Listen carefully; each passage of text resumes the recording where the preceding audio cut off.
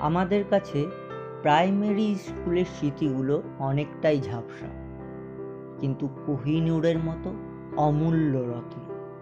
Primary school নয়, বলবো প্রাথমিক বিদ্যালয়, কারণ আমাদের সময়ে ইংরেজি ও ইংলিশ মিডিয়ামের প্রচলন ছিল অনেকটাই কম।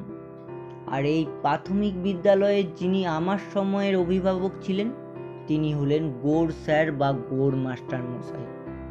দূর থেকে বাবলা গাছের ফাঁকে মাস্টার মশাইকে সাইকেলে আসতে দেখলেই শুরু হয়ে যেত ছোট্ট ছোট্ট ছেলে মেয়েগুলোর লাইন দেওয়া এবং জনগণ মন অধিনায়ক জয় হে।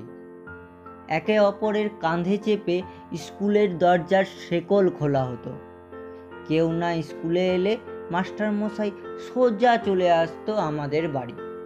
চা খাওয়ার পর দুই ভাইকে কান ধরে মাস্টার মশাই নিয়ে যেত স্কুলে, কারণ আমরা তো বাড়িতে বলতাম আজ আমাদের স্কুল ছুটি।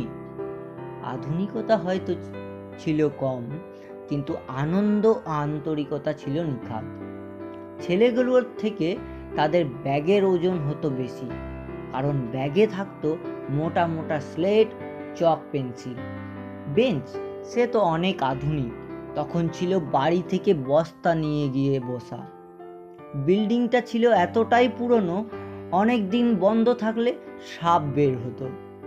স্কুলের ধাড়িগুলো হতো ছোট্ট ছোট্ট ছেলেগুলোর রেল ইঞ্জিন। গোল স্তম্ভগুলো তখন এতটাই বড় ছিল, ছোট ছেলেগুলো পুরোটা ধরতে পারত না। হতো সেগুলো কুমির ডাঙাল খেলার অঙ্গ।